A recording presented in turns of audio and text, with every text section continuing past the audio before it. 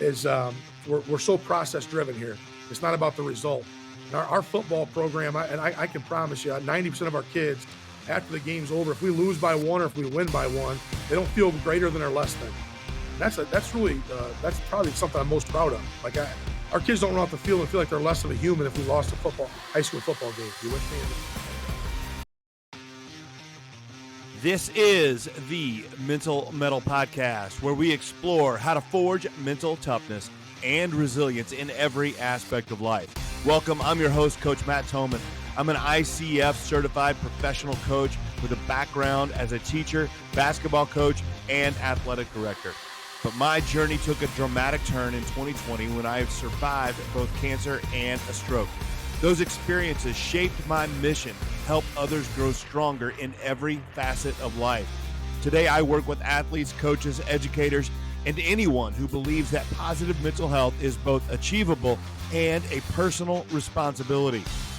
This podcast is dedicated to helping listeners develop a positive version of toughness, one rooted in resilience, focus, and growth. Whether you're looking to excel on the field, in the classroom, or in life, this is your space to learn, grow, and take action. Join me on this journey, and together, let's forge your mettle. And welcome back, Metalheads. It's the Mental Mettle Podcast with your host, Coach Thomann. And a word of the day that's going to come up in this interview, and I want to talk about a little bit. The word is mudita. It's not really an English word. I had to look it up. I didn't know what it meant. My guest started talking about it, and mudita it's a Buddhist term, but it's a state of joy from delighting in the well-being of others. Now, I think on the surface and in our daily life, we can look at that, and I think most of us, as we've matured and grown a little bit, we can say, hey, this is probably a good idea, because sometimes the less I think about myself and the more I focus on others and want to help others and want to delight in the success of others, we feel that, and we notice that that's a good thing for us. But we're talking about it now in the context of high school football. And I mean, I love working with athletes. I love football players, but just the idea of getting high school football players, these guys, to delight in the well-being of others, you might feel like that's going to be a stretch. And I agree with you. That can't be that. It's not that easy of a thing to do, but imagine the benefits.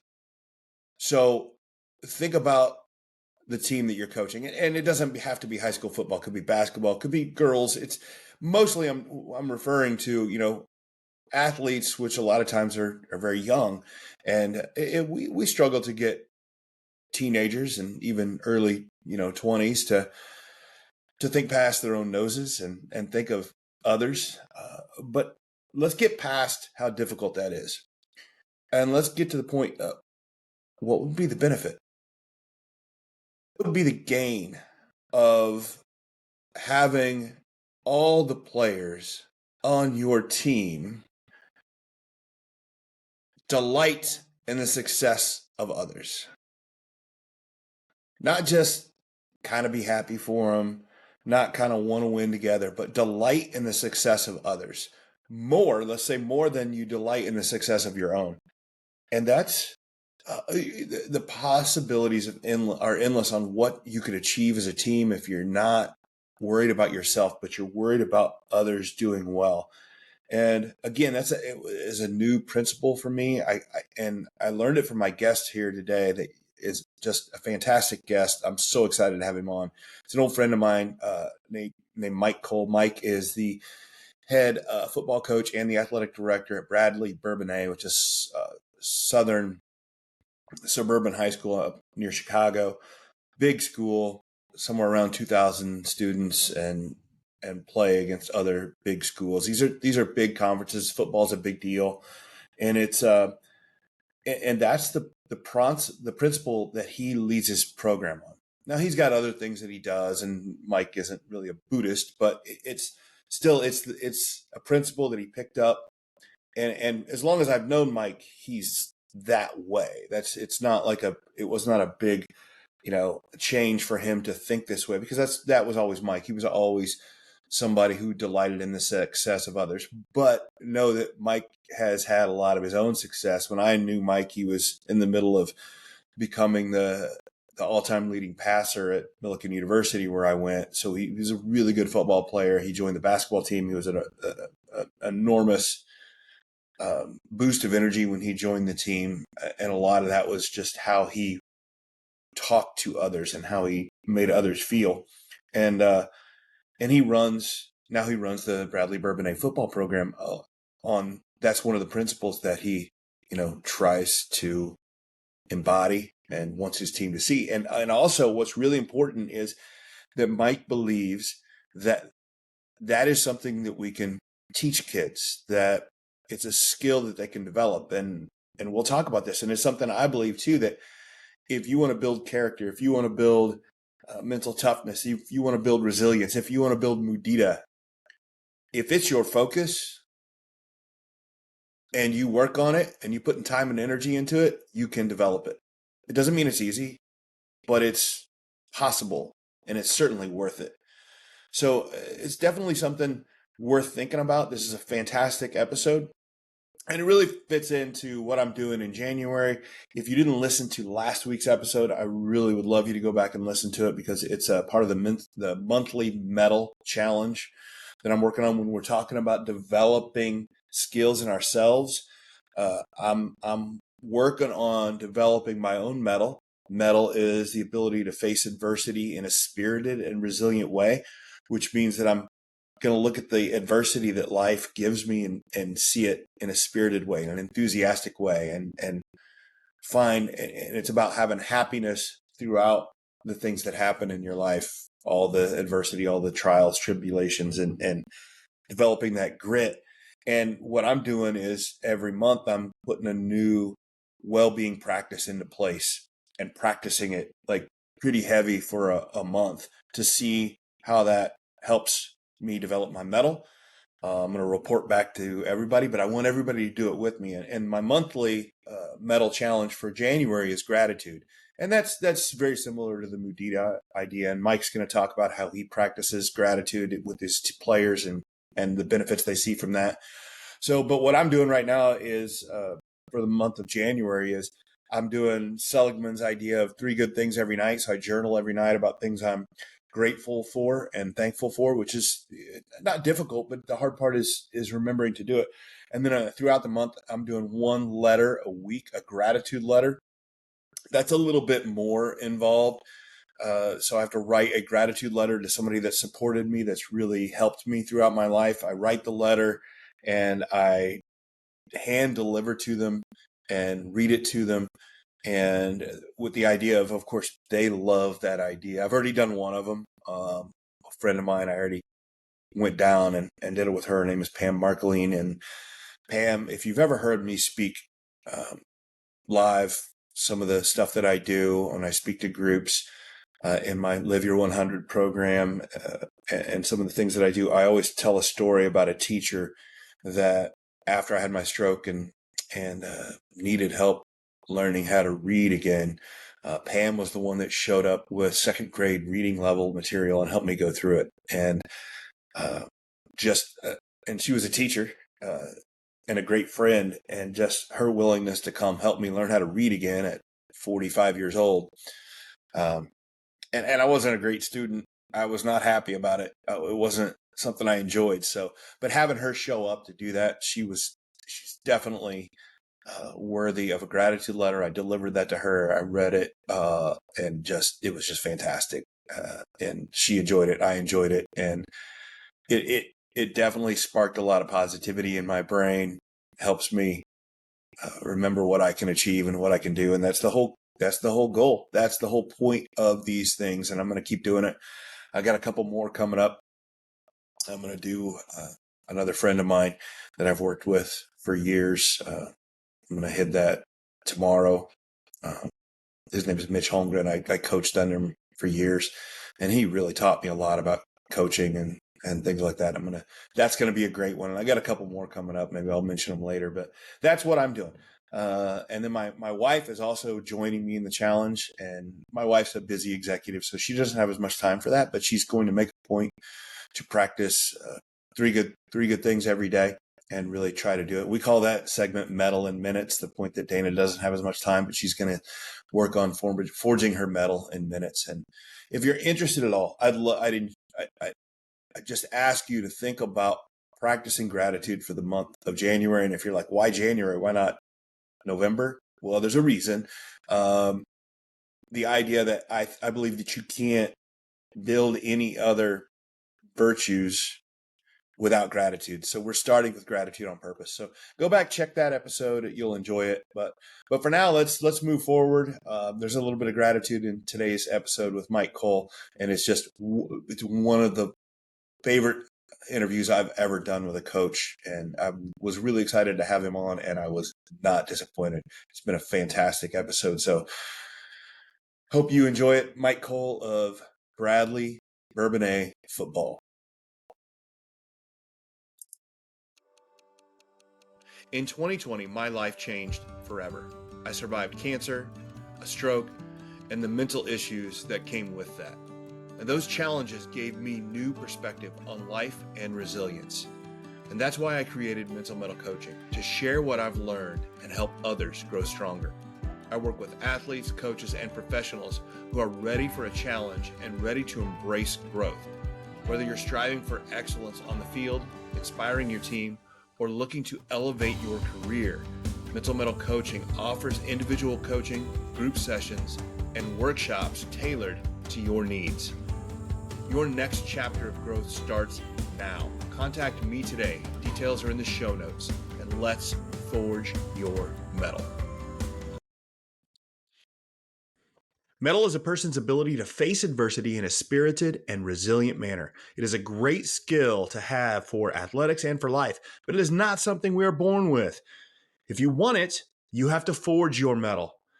And if you listen to the Mental Mettle Podcast, you already know that, but not everybody else does yet. So help me out by ordering and wearing some sweet The Mental Mettle Podcast gear. We've got short sleeve tees, long sleeve tees, and some super comfortable hoodies. Order online today and you can have your gear in no time. But the best part is that every order helps support the show and helps me spread the message that mental toughness is a trait that can and should be built. So find the link in the show notes, order your gear, and start showing that you know how to forge your mettle. And welcome back to the Mental Mettle Podcast. I'm your host, Coach Matt Thomann, and I'm here with longtime friend of mine, college basketball teammate of mine. I've known Mike forever.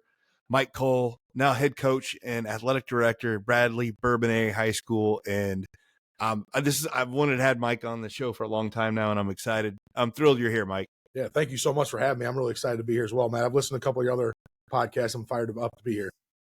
Yeah, no. So talk to me a little bit about, I got to know you because we played together at Millikan University, but you were that guy.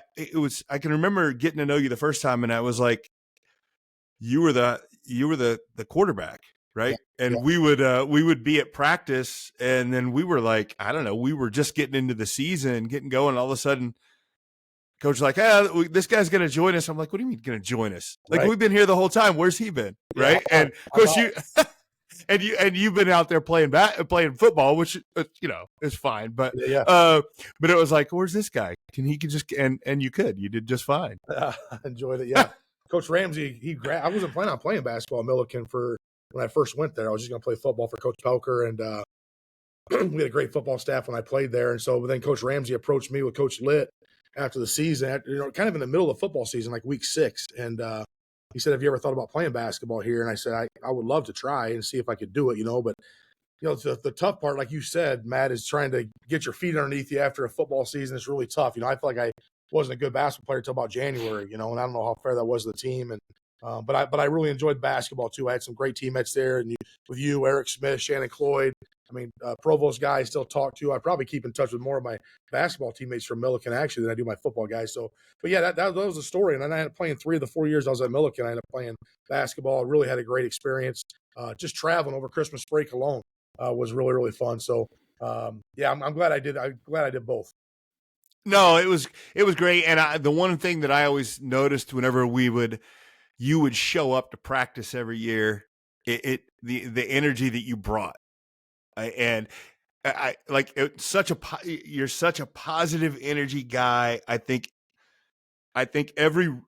any room is better when Mike Kohl enters it. That's how I feel about it, and because you bring that with you, sure. And I feel like it's intentional.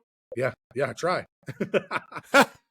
I feel like, some of it's just the way you are and things like that, but I know that it feels like it's intentional as well. Yeah, I appreciate that. Yeah, no, that was the goal. I've been raised like that to make sure it's not about just me, and I've always really been driven to be excited for other people's success. Like, I don't know if my mom instilled that into me or what it was, but I've been taught at a young age.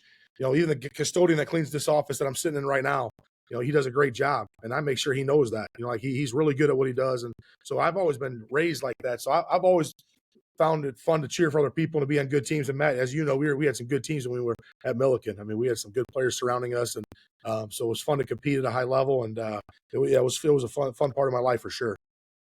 Yeah, I think to me it feels like a no-brainer. I don't know what you always plan to do, but it feels like a no-brainer that you ended into going up into education, going into coaching, being an athletic director. It feels like a no-brainer to me. Yeah, I was a business major for a while. I want to make a lot of money, and that was my goal. It's weird you asked. I talk about that right now because my son just flew back to Truman State tonight. He's on a plane right now, and I was talking to him about education and how fulfilling it is, and not necessarily financially from the jump, but there's no question. I was fortunate to have really good coaches growing up, from Little League baseball all the way through college, and because of that, I always wanted to be around athletics and coach. And now I'm in charge of 18, 19 coaches here at the school, 160 some with assistants included, and so I get the chance to really be on overlook the whole deal, and try to make adults better too. And sometimes that's tougher than making kids better, which is challenging. Yeah, like I think that it's like concrete. The longer it sits, the harder it gets. And it's Absolutely. like, so a young mind is feel like you can still mold it a little bit, but with the adults, it's difficult at times. Absolutely. No, it's definitely a challenge, and trying to make it not personal, trying to make it just so we can give them and ask a lot of questions. One thing I've learned, I'm reading this book from Brett Ledbetter. It's basically question-based leadership, and it's all about asking more questions and tell me more how you feel and where how you feel about this. And you can get a lot of people to do some things that you think is right by just asking questions, and so I've learned a lot through that. And it's been fun. It's my 5th year as the AD. I was a head football coach here. This is my 15th season, 5th year as the AD here at Bradley. And before I was here, I was head football coach at Mancino High School right out of college, really. I went to Europe for 2 years, lived in Stockholm, Sweden, played American football over there, had a blast. I still talk to those guys. I talked to a couple guys this morning, actually, that I play with in Stockholm. So had a really good experience over there. And then was a head coach at Mancino High School, football coach, and then ended up coming back here to Bradley, and about 7 years away from retirement. So it's hard to believe we're getting old, man. I mean, you got glasses. I got mine right here in case you ask me to read something. If I got to read something, I got to put these guys on. So that's where I'm at. Well, I got to the point where it was like I was taking them on and off so much that it was like, just wear the things. I'm close.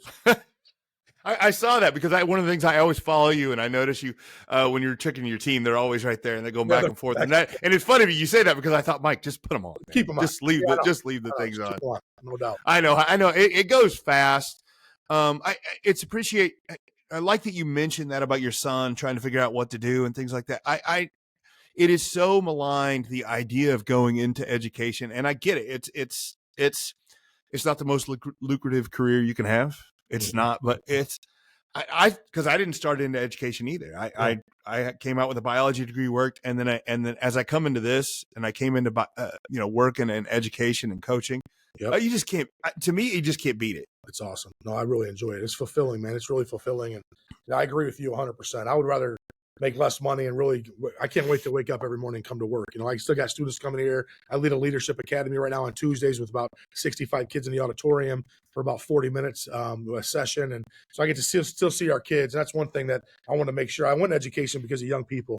And so getting this job, I want to make sure I still have that chance to teach and be around young kids. And so I really enjoy that part of my job too. Yeah. And Now, remind me, you were talking about coming back to Bradley. Where did you play high school football? So yeah, I went to school here. I went to school. Okay, yep. That's what I thought. So Yep. that felt like, what was that like coming back? Oh, it's wild. Yeah, it was really wild because everything was about the same. Everything, some of the still coaches were here. One of my two of my assistants right now on my football staff were actually coaching me when I was in high school. So I'm the head coach now, and they're my assistants, and they were my high school football coaches. So it's been really cool, and I've always wanted to come back here to give back. My basketball coach just passed away, Coach Sloan. He coached me here, and then Coach Barkley, huge influence on my life. He just passed away a couple of years ago. He was our strength coach when I was here and coached me, and so I just know what they've done for me, and the fact that they cared about me as a human more than an athlete. When the season was over, it wasn't over, and that's really cool for me. It's just to make sure these kids. I meet with my seniors once a month.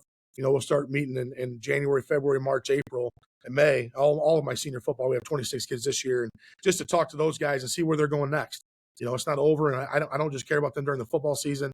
So I've been really blessed to be surrounded by some good people that have coached me the right way. And I just try to take that to the next level if I can, and care for them just like I was cared for. What was the situation like when you took over?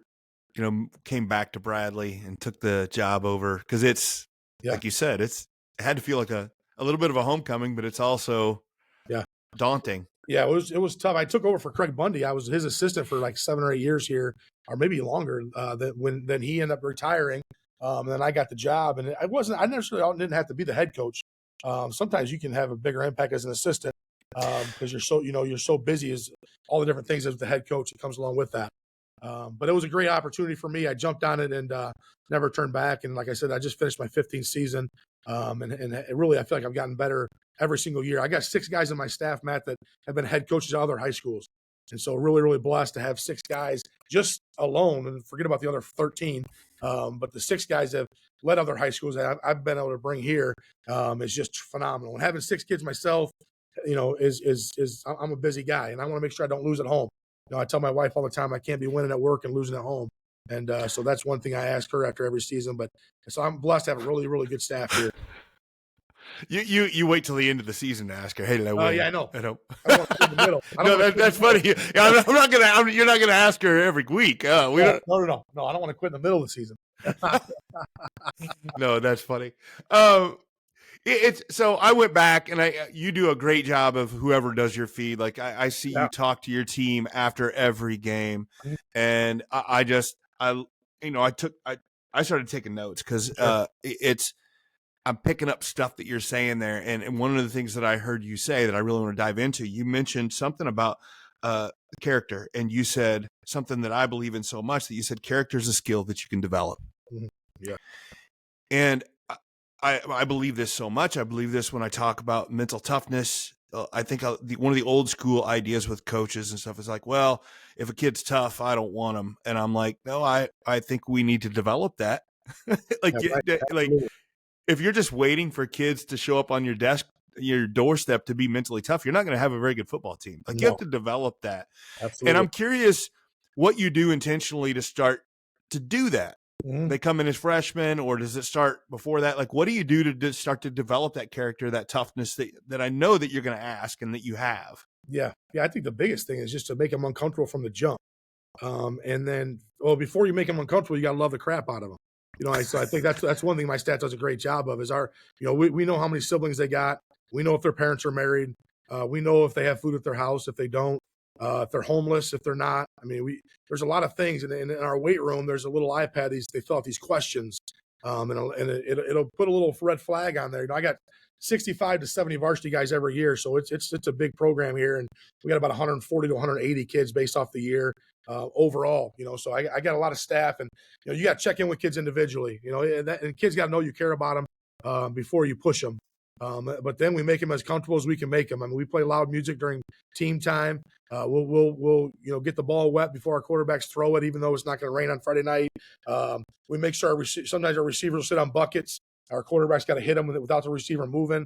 So we make them fail, and then we want to see what's going to happen next. And so it's really important. I think the biggest thing, Matt, that I've done is we're so process driven here. It's not about the result.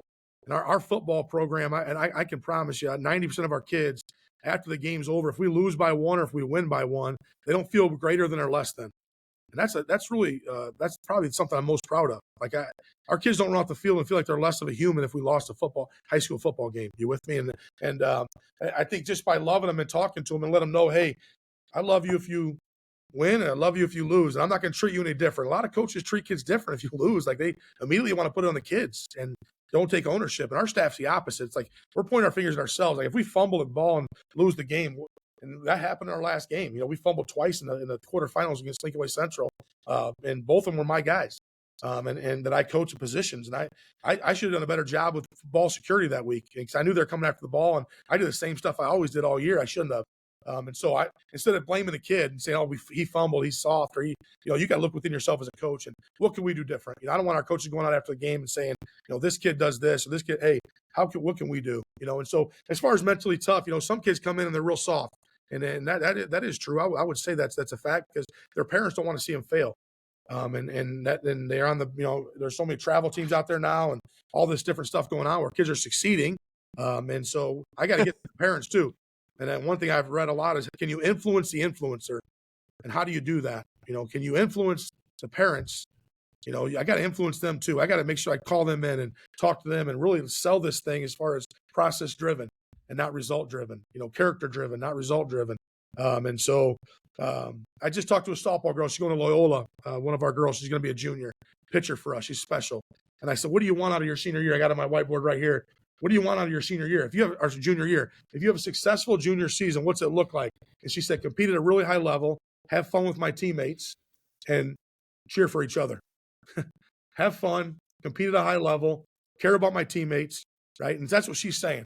She didn't say anything about beating a certain team, about getting so many strikeouts.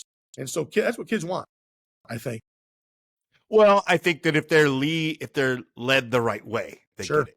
Right. Sure. They're like you said, if you can get the parents on board, if you can get your staff on board, then absolutely they get it because I say it all the time. I don't necessarily know what the perfect recipe for winning is, but I know it's not just focusing on winning because that's not going to get it there for you. Well, I told it's you just that not. when I saw you at Milliken and Griswold, there's no question, Matt, what you said is so accurate. The less we're on the football field, the more games we win.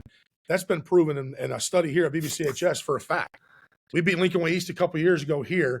We've only beat them one time in the last 15 years. But that week, we skipped Wednesday's practice and went and read to junior high kids. And all the people were like, what are you doing? I'm like, we're going to slow down here and not ramp up because coaches ramp up during those weeks. Kids ramp up, and then the kids are tired by Friday. So, and we end up winning that game. And I really attribute that to saying, hey, we're going to slow down here. We're going to serve other people. We'll see what happens on Friday. I love that.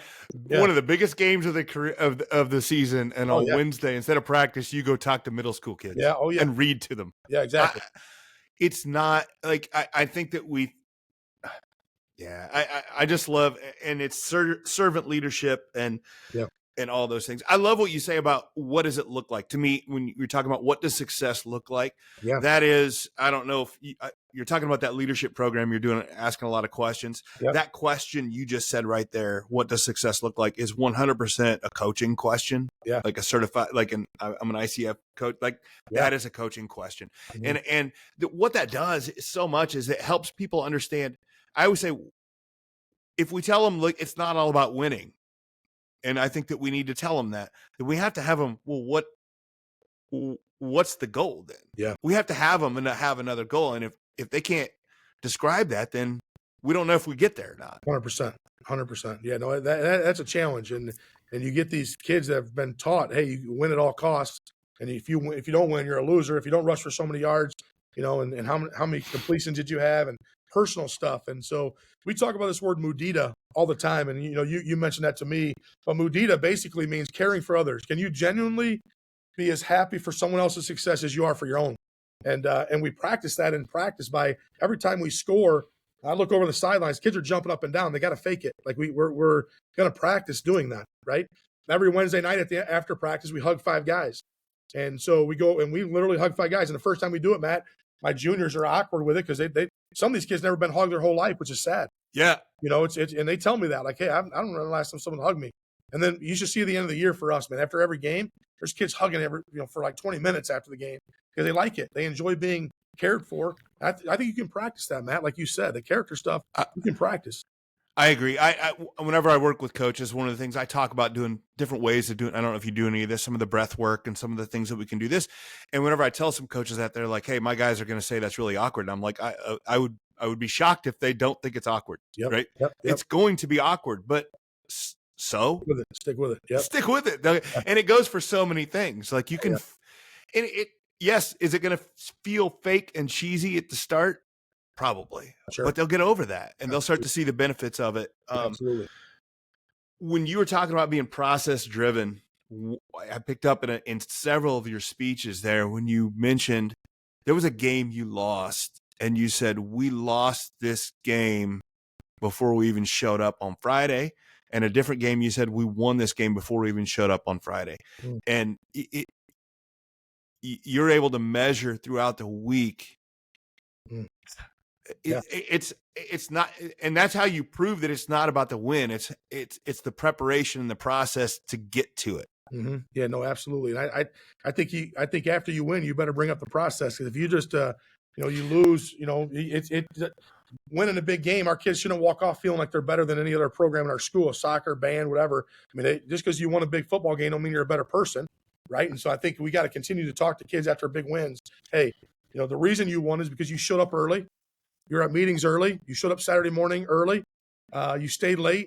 We had more film watched than any other week that we have competed. And I have a players council that not captains, but about 8 kids that come in every Friday morning, and they kind of drive our team. These 8 kids, they're outside of our 3 captains that we had this year, and they know they can feel the process, either good or bad. Who's in the boat, who's rowing the same way, who's not, all that different things. So they can let me know on Friday morning, hey, Coach, I'm worried about tonight because, man, this week it seemed like we weren't as locked in. It could be a homecoming week, all the distractions going on and, different things like that. So, but yeah, I'm probably most proud of that as a coach, as far as, not looking at the scoreboard as much. I'm competitive. I'll do anything to win. I mean, I hate losing. So it's not like we're playing water balloon fights at practice. Our practices are really organized or structured. I would invite any coach to come watch them. We use the scoreboard. We have segment timers. Our kids don't stand around. We want to run 80 plays every practice. So it's high expectations here. A lot of guys think Coach Kohl is like a feel-good guy and he just wants to hug everybody and doesn't push his kids. But if you come watch our practices, and I think that's why we got a lot of players that want to play here. Parents, our practices are open, Matt. We have probably 8 to 15 parents every practice that will come and sit in our stadium, and at least, and sometimes the weather's nice. They come, I got reporters that'll come watch us practice because they just love the environment. And so I think, that's where we get our work done. That's where we get better at. And, ultimately at the end of the day is like I started this word mudita. Can you care about others around you? Can you practice that? Are you saying, hey, good catch to guys that make good catches? Are you leading by example that way? So that's kind of how, thing I'm probably most proud of.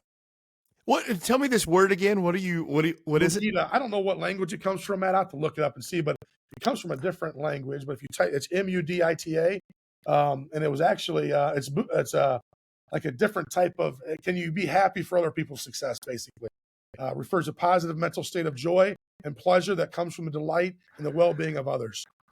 So, I don't know where I love it. I think it's one of my good buddies that actually our sales rep shared it with me probably 4 or 5 years ago, and I just stuck with it.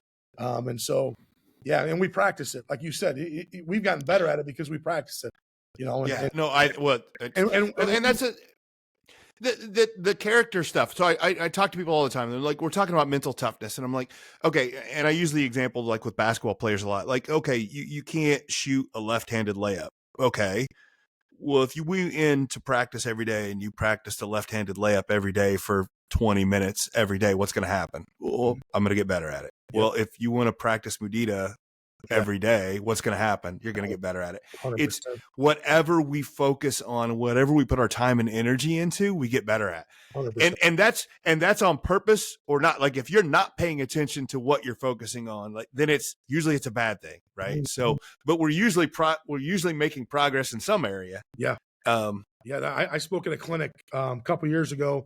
There's everything outside of X's and O's. And I think you said that at Griswold. You said you can have all the best plays in the world, but if you don't have the stuff outside of the X's and O's, it don't matter. And so this new young guy from Valpo, he got the football job at Streeter. And I met with him a couple days ago, and he's going to come next week. But I told him exactly that. so many young guys want to get after, are you going to run power or counter? I don't care if you run power or counter or if you run inside zone. How are you going to love your kids? And how are you going to practice the stuff that you're talking about, this mental toughness? And it's okay to fail. And I think the mental toughness part, Matt, is letting kids know it's okay to fail. And you got to go. And if you fail, you're not less of a person. Right. And so to be mentally tough, you can't in your mind think, I hope I don't drop this ball. Because you should feel, if I drop this ball, my staff, my coaches are going to love me no matter what. Yeah. And so I can't feel pressure from anywhere except I'm going to catch this ball because I've prepared and I've caught 300 balls this week already. So I think that's really important. And a lot of times, man, you see coaches, man, it's hard for me to sit and watch. I've done this for 25, 26 years now. It's just to watch coaches yell at kids for messing up. I've never seen a young kid mess up on purpose in a game. Or in practice. Or in practice. I mean, you yell, catch the ball. He's trying to catch the ball. Like, and I coached Little League Baseball, my 12-year-old, and this one grandma kept yelling, hit the ball. Finally, I told her quietly off to the side, he's trying to hit the ball. Stop yelling that. It's just putting pressure on that kid. And she loved him, but she just said, you got to hit the ball. Well, he's trying, man. He's trying to hit the ball, you know. After battling cancer and recovering from a stroke, I decided I wanted to change careers. I knew I wanted to help others thrive while living a life that aligned with my values. I realized that flourishing in life is a choice, and I wanted to help others do that through courageous actions. And luckily, I found Lark's Song and became a certified coach. From certified professional coach training to cutting-edge well-being education and impactful workshops and community partnerships, Lark's Song programs equip you with the skills and confidence to make a real difference in your life, your community, and beyond. But Lark's Song isn't merely about education, and it isn't about changing careers necessarily. It's about transformation. It's about turning dreams into reality. Are you ready to accelerate your journey to a more fulfilled and flourishing life? Visit larksong.com today to learn more. A better future starts today. What could you achieve if you had unshakable confidence? At Mental Mettle Coaching, I work with athletes, coaches, and professionals who are up for a challenge and ready to unlock their full potential. We offer individual coaching, group coaching, and professional development for schools and businesses. Whether you're looking to excel on the field, inspire your team, or thrive in your career, we'll give you the tools to face adversity head on and grow through every challenge. Don't wait to start living your life with confidence. Check the show notes for my contact information, and let's forge your metal together. It is, and it's what the idea of, I think our idea, and I think you're right on it, the idea of failure, it needs to be like, you have to fail at something before you do it right. Yeah. And some people pick it up quicker than others, of course. It's all part of it, but like failure should be part of the expectation. Oh yeah, for sure. You're going to grow more. And my wife's really good at that, Matt. I'm not so much sitting back. I'm done better now, but my senior boy, he's playing basketball for us this year, and he's a starting guard for us. And I've kind of stay off to the side now and watch him play. And I kind of watch your son. You kind of do the same thing. You're not screaming and yelling. You're kind of just absorbing it all as a dad, and just kind of and watching the successes and failures, and knowing that he's growing when he's failing. And how do you respond? I love my 12-year-old boy right now. He's failing and shoot. He's in the gym right now shooting baskets. And he's his shots, he's growing, he's changing his shot. He's failing, but it's good. And I said, hey, it's okay that you're struggling. The struggle is real and it's good.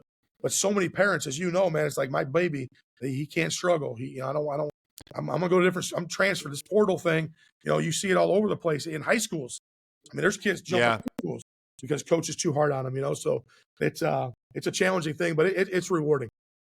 Well, I think, yes, but there are coaches that are hard on players, and like you said, and it's not doing it the right way. And there's something, and this is what I'm chasing all the time for coaches to be able to do, is that perfect blend of being tough, but also being positive. Because I think we have this idea, this connotation that tough means negative. Yeah. Right. Oh, I want my coach to be hard on them.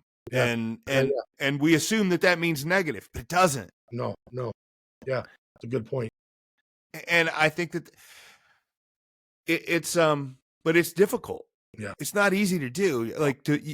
I think you can challenge them and be positive rather than, tough and negative. I say these things to you, Matt, on this podcast, but I fail too. I've done this for 25 years. I screw things up daily. My nephew's one of our best players, my twin brother's kid, and he dropped the ball in the game in week 8. And I said, catch the freaking ball. And he looked at me like, hey, you talk about this stuff all the time. Don't be telling me to catch the ball. I'm trying to catch the ball.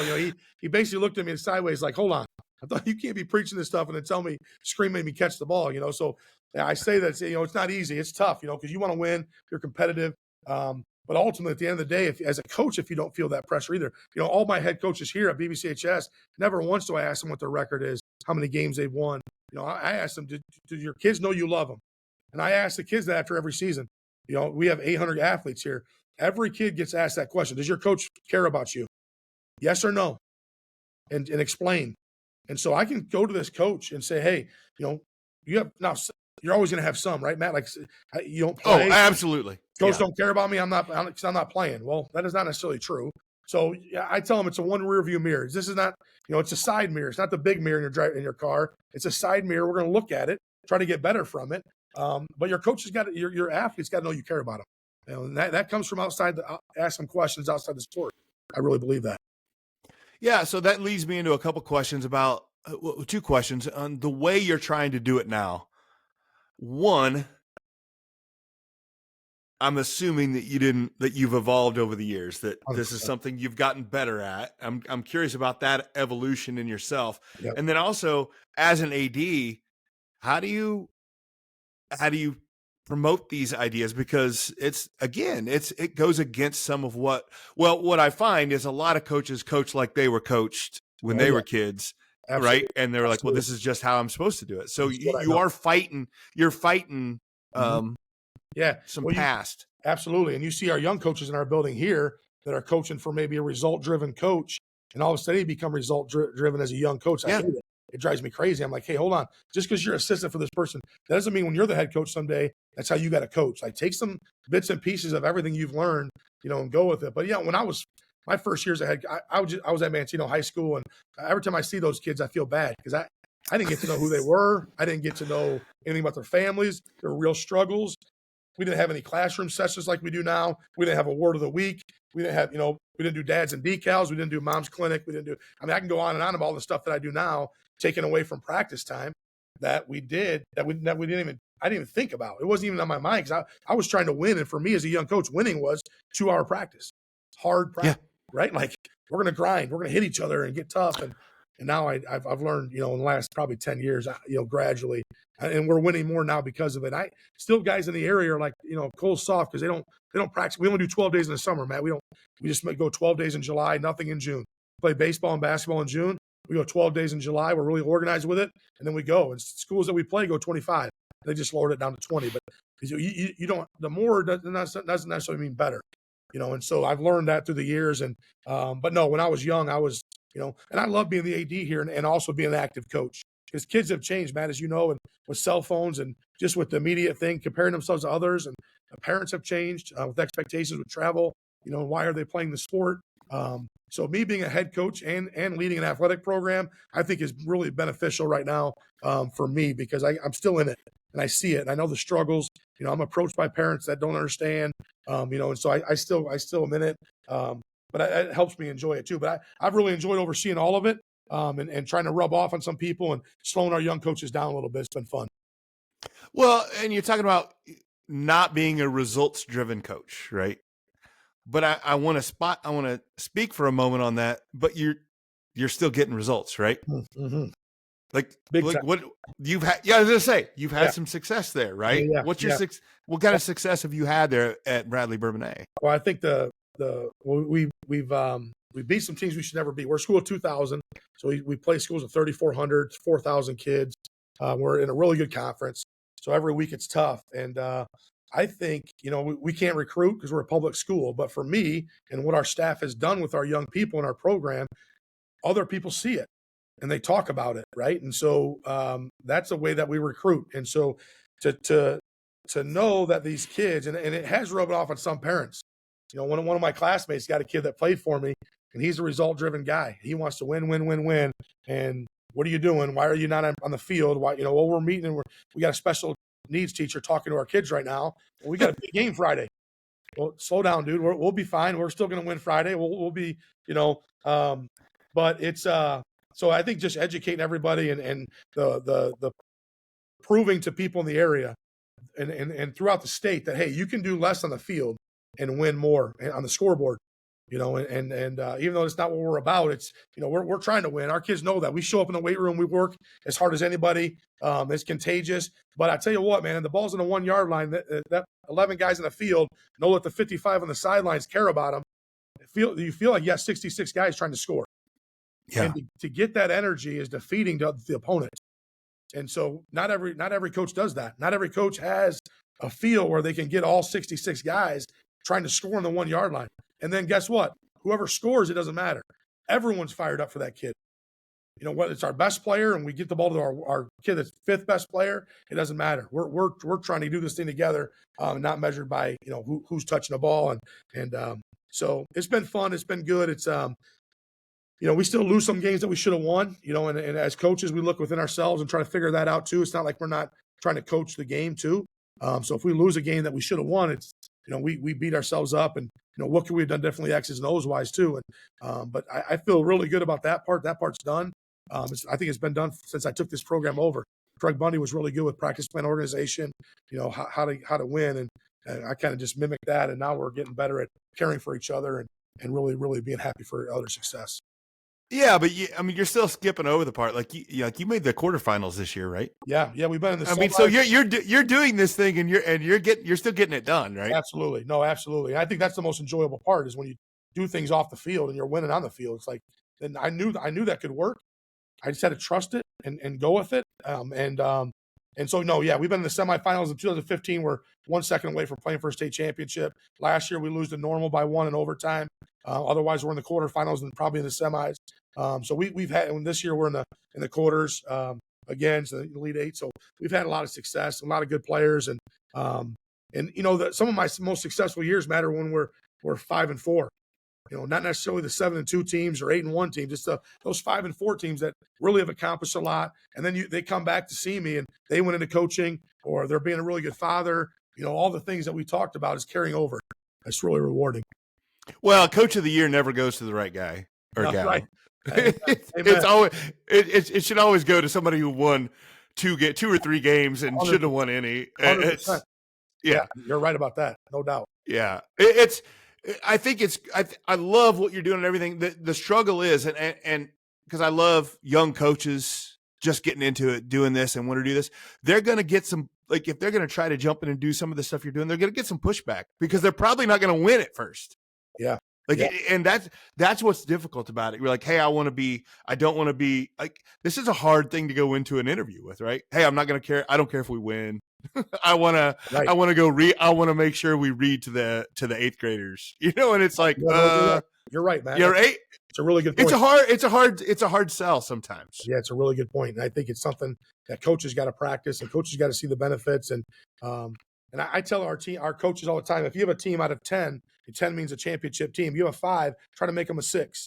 If you have a 6, let's try to make them a 7. I tell coaches all the time, we're not trying to make every team a 10. In a public school like we are, we're going to have ups and downs as far as talent and ability, and whoever's playing running back or receiver, or quarterback or whatever. Some years we're really good and some years we're not as far as talent. But our kids, if you tell a young coach, your athletes will have more fun playing the game and want to continue playing the game. Our kids, Matt, at the end of every year, I don't care if we're 3-6, 9-0, whatever we are, we've been everything. They don't want it to be over. They don't. And that's for me, I'm like, that's the ultimate. Oh, me as a head coach, I'm like, this is perfect. Like they're sad it's over. They don't want to play the next sport. They want to keep playing football. And for me, I'm like, this is I'm doing something right? Well, especially, I think that's a real good indicator coming out of COVID because I think there's a lot of programs are having numbers drop. Yeah. And if you're running a program right now and your numbers are coming up or staying the same, you're doing something right. Absolutely. Yep. So absolutely. So one of the things I saw, another thing I heard you pick up So one of the things I'm doing this month, and I'm doing something called the Monthly Medal Challenge, and I'm doing this myself, is really focusing on gratitude. And I'm doing something once a week. I write a gratitude letter, and I do a visit to somebody. It's something written by a guy named Martin Seligman, if you know him. And Yep. it's the idea is you write well, of course, writing a gratitude letter to somebody, they love it. Yeah. But it does something for me as well, right? Absolutely. The idea of practicing, like, gratitude is the ultimate way we have to have gratitude to get better at anything else. We just have to have gratitude. And I noticed in one of your speeches, you talked about how you had your boys write a letter of gratitude. And that was just so perfect, because it's something I'm doing, and I know that you're doing it. And I'm just curious about how you got that idea, what the purpose was, and what you noticed from that. Yeah, it was, we've done this for, man, I think 12, 13 years now, where they pick someone from the school that they write about, write to. They got to take time. I give them, again, a half hour of practice time. We get pencils and paper out, and we're not taking extra time away from their families, but, and they'll just write. And the tears that I've seen in our hallways, the phone calls that I've received, and like you said, Matt, our own kids just taking a second to say thank you, or I see you, is just so huge. And we don't do it enough. But just to slow down and to do that. So, but yeah, our players do that. We have, it's our focus the whole week, one of our weeks, and they come to the game for the warm ups and the sidelines. They wear their jerseys in the hallway. It could be a custodian person. It could be someone that's in our cafeteria. We try to spread it out throughout our whole school. But that's something that we do. It's interesting that you say that, because we have an old security guy here. He's 72 years old. And he told me, for Christmas, write a note to your wife. Have you ever wrote a note? I said, no, I've never done that before. He said, why not? And so this year I did that. And what the biggest thing that I've seen is my 6 kids who read that note. I never thought about the ripple effect of other people seeing it. But when you care about and take time to do that, there's a ripple effect there. And that's pretty special. I think it's pretty neat. It tells me so, again, and I've known you for years, and this doesn't surprise me. And it tells me so much about, that the janitor gave you an idea. Yeah, right. He's comfortable. And he's comfortable coming and telling you that, you did it and you tried it. And that sort of stuff gives me chills, how we're doing that. And just, again, that is how gratitude is one of those ways it evokes that positive emotion. And we cannot have too much of that. 100%. Yep, 100%.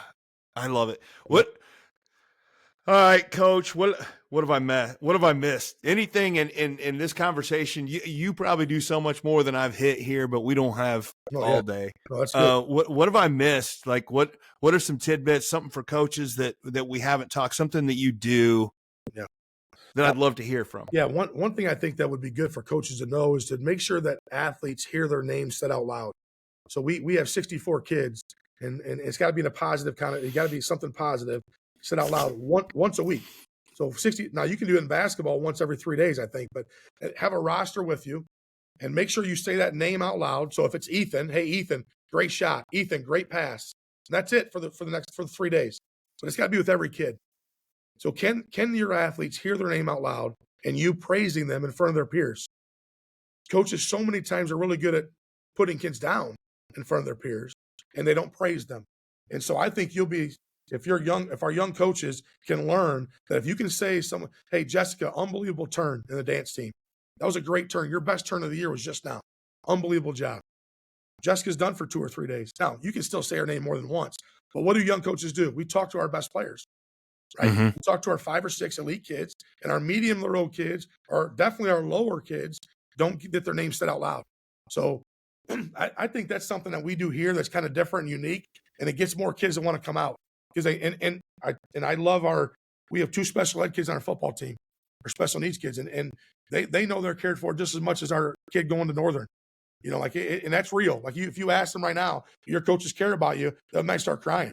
They love being part of our football program. They love being around it, and part of it is just saying their name out loud and say, "Hey, great job" in front of their peers.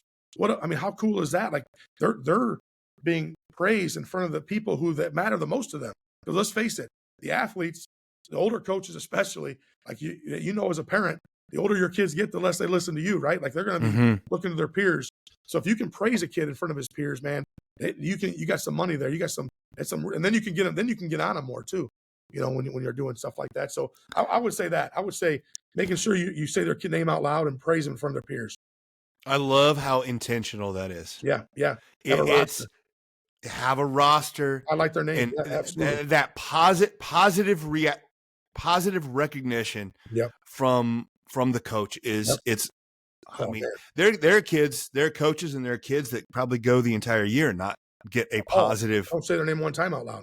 Not one time. And also our leaders in the weight room, like Gavin, he's my son. He's our quarterback.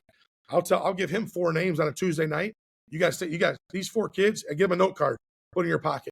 These 4 kids, you better go tell them good job. I don't make something up. If they're getting a drink, hey, great job hustling over here. You got to come up with something, be genuine about it, and say their name out loud. If it can be in front of so now you got your leaders doing it too, with your medium of the road kids athletically, or your lower kids that aren't as talented athletically. Now you got your leaders doing it, man. That can be magic there, big time. And I've had some coaches do some things like that I've talked to about that do something similar like that. They do that intentional recognition. And what I found is the more intentional positive recognition you do with your players, the less parent complaints you get. Oh yeah, I agree with that. It's because the kid they're the go-between. Yep. Right. Even if the parent is upset about playing time, it only really spills over when the kid comes home upset. Right. Absolutely. But when the kid comes home and say, "Hey, coach said something good about me today." Yep. Right. 100%.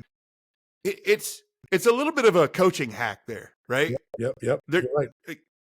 And honestly, it's a little like if you're at the end of the year and you're having a complaint with some parents, or heaven forbid the board get involved, or like things that happen, and they're coming in and they say, and you have players that say the coach has never said anything good about me the entire year.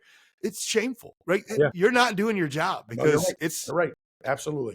I think that's something that people can get better at, and that's intentional. Like you said, it's really, you got to be intentional. You got to make sure you have, keep track of it, and you got to be on it. And our coaches like it too, because guess what? Like you're saying, the letter that you give, the gratitude, hey, care about you, that all of a sudden the coaches feel better because you see that kid light up. And that's what it's all about. And then pretty soon, like I said, the ball's on the 1 yard line. At BB on a Friday night, you come watch us play. There's some good energy here. It stems from that. I'm sure. Yeah. No, it's fantastic. I love that. I love that comment. This has been a fantastic interview. Last question I always ask: is there anything I didn't ask that I should have? No, I think you're great, man. I really appreciate all the work you're doing. I try to get better myself every single day. I'm almost 50 years old. We're getting close to 50. I know. And then it's daily. I'm trying to get better, and I think I'll keep doing it until I decide if I think I can know it all. Hopefully I never feel that way, but a lot of people feel that. Okay, I got this thing figured out. I'm fine. But I'm constantly trying to grow and learn, and I'm excited to look at I'm not a reader all the time because I got ADHD really bad, but these podcasts you do are phenomenal. And the guy with the Millikan basketball coach, listen to his thing and learn. Guy got notes here and notepad from his thing that you led with him. So I'll continue to follow you, Matt. I'm proud of you, man, what you're doing. I appreciate it, man. I'm glad we connected, and we'll stay in touch. I appreciate it, Coach. All right, man. Are you ready to take on the toughest opponent you've ever faced? Yourself. At Mental Mettle Coaching, I work with athletes, coaches, and professionals who are up for a challenge and ready to grow. Through individual coaching, group coaching, and professional development for schools and businesses, we'll help you build confidence, resilience, and a mindset that seeks growth. If you're serious about becoming your best, let's get started. Check out the show notes for my contact information, and together, let's forge your mettle. Mettle is a person's ability to face adversity in a spirited and resilient manner. It is a great skill to have for athletics and for life, but it is not something we are born with. If you want it, you have to forge your mettle. And if you listen to the Mental Mettle Podcast, you already know that, but not everybody else does yet. So help me out by ordering and wearing some sweet The Mental Mettle Podcast gear. We've got short sleeve tees, long sleeve tees, and some super comfortable hoodies. Order online today and you can have your gear in no time. But the best part is that every order helps support the show and helps me spread the message that mental toughness is a trait that can and should be built. So find the link in the show notes, order your gear, and start showing that you know how to forge your metal. Fantastic interview. One of my favorites. I loved it. Mike is fantastic. And I just, there's so many things in there for coaches to pick up, to practice, to put together for their teams, and just things they can do. There's several things in there, but the three things that I picked up with, first of all, what I mentioned earlier about mudita, and the idea of having, like, embodying, practicing, working on, but getting your players to enjoy the success of others and be delighted in the success of others. Now, in a time of a football team, it's gonna ultimately mean the success of others means the success of your team, which can help you as well. But being, really being excited about the success of others. I mentioned I pay attention to a lot of Mike's pregame or postgame talks, and there's one I didn't mention in the interview. There's one he talked about. One of his fullbacks came in and actually told Coach that he thought that the other fullback or the other running back could get to the edge because he was quicker. The fullback that was mentioned, it was the kind of the power back, and the other guy was quicker. And he said, "Hey, I think the back, our other back, get to the edge and get some yardage that way." And it wasn't so much that the kid was saying I wanted to come out of the game, but he knew what was best for the team and was going to be excited about enjoying the success of the other running back in the team. And that selfless idea is that, I mean, if you can get your high school teams, your college teams, your players to show that level of mudita and that, selflessness and that team idea, man, you've really got something. And you're not just winning games. You really got something in what you're instilling in those people. And then I really also love how focused he and his team is on how it's process over result. And just how the idea that he knows if they've won the week before they even get to Friday night. And also, it really doesn't matter to him if they won the game or not. It's whether or not they won the week. And I've heard him talk to his teams. I've heard him talk to his teams about games that they've won that really didn't feel like that they accomplished what they wanted that week. And then I've heard him talk to his players about on games that they've lost. One specifically, they lost to a really good team by a point. And he talked about how proud he was of them and how they won the week and how they really battled against a ranked opponent. And to have your players go home and realize that it's not all about winning and losing, because it is not, coaches. It isn't. It's at the end of the day, we want to win games. That's what we're there for to do. And I get that. But it's at the end of the day, at the end of the year, at the end of 10 years, nobody's going to remember one specific game. It's about what you've instilled in your players and what kind of men and women you've created and what they've become. So that is what's built over process and putting the work in and caring for others and doing what's right that you do every day in practice and how that process involves doesn't necessarily have to mean that they're practicing as much as possible. They, missing a Wednesday to go read to young kids and taking practice time out to write gratitude letters. Those things, I know how people will react, and I know what people think when you do sort of those sort of things, but they really make a difference.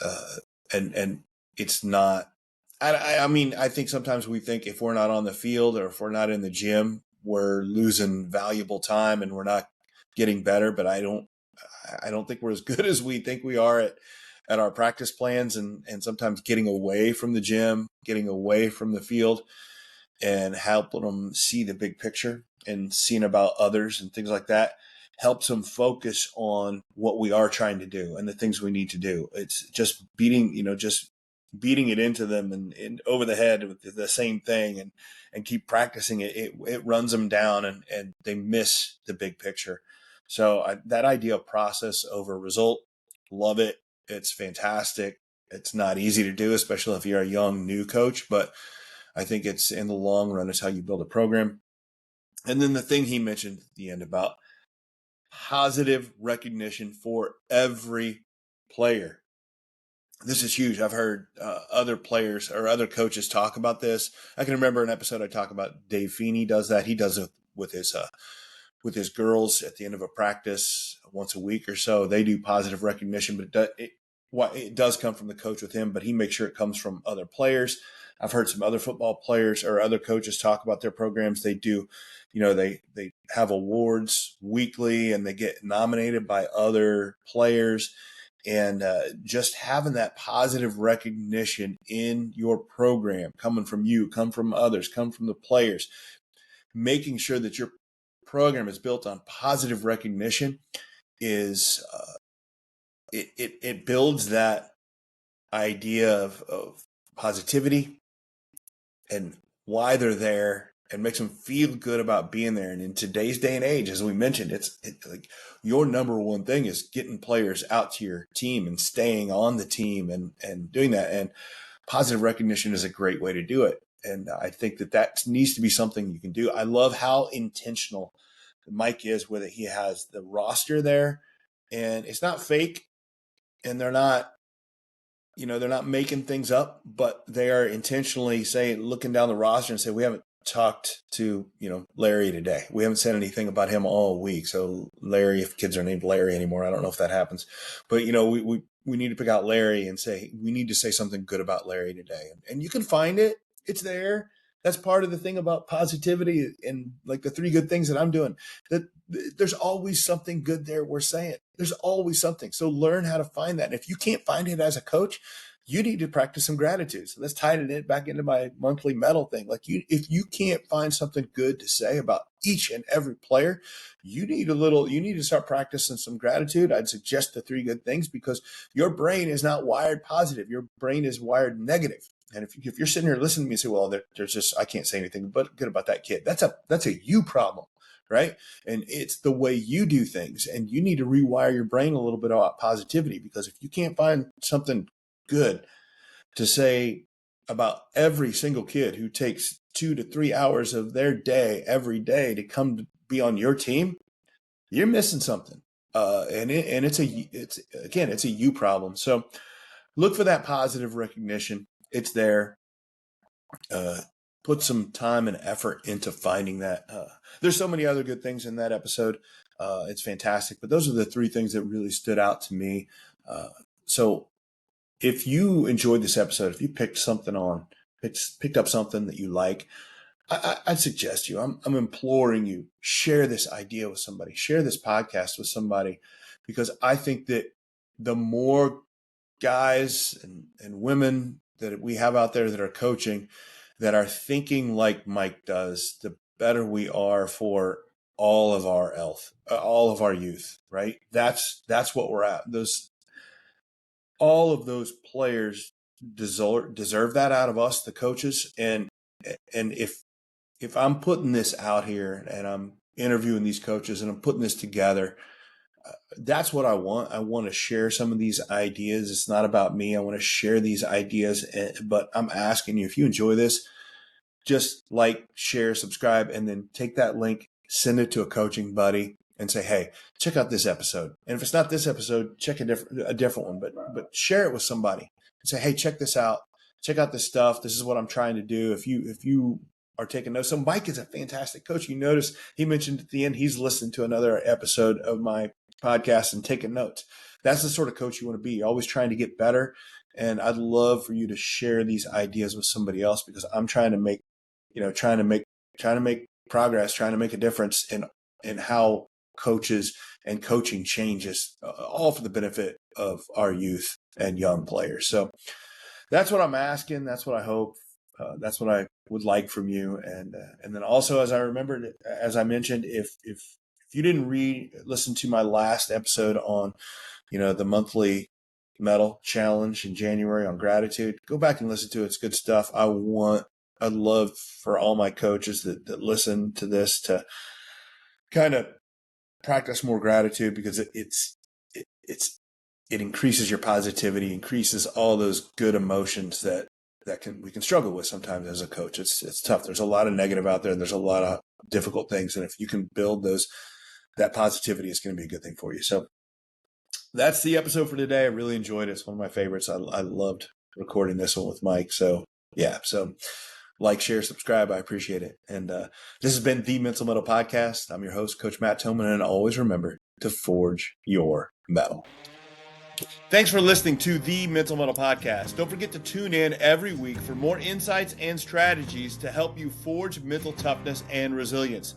This podcast is brought to you by Mental Mettle Coaching, where we are driven by a passion for sharing knowledge and experience that empowers others to play, live, and grow with confidence. Our mission is to instill a resilient and spirited mindset in our clients, enabling them to confidently face adversity and actively seek new challenges for personal growth. At Mental Mettle Coaching, we offer individual coaching, group coaching, and professional development for schools and businesses. Whether you're an athlete, educator, or professional, we're here to help you unlock your potential and thrive in every area of life. Until next time, keep growing, stay resilient, and always remember to forge your metal.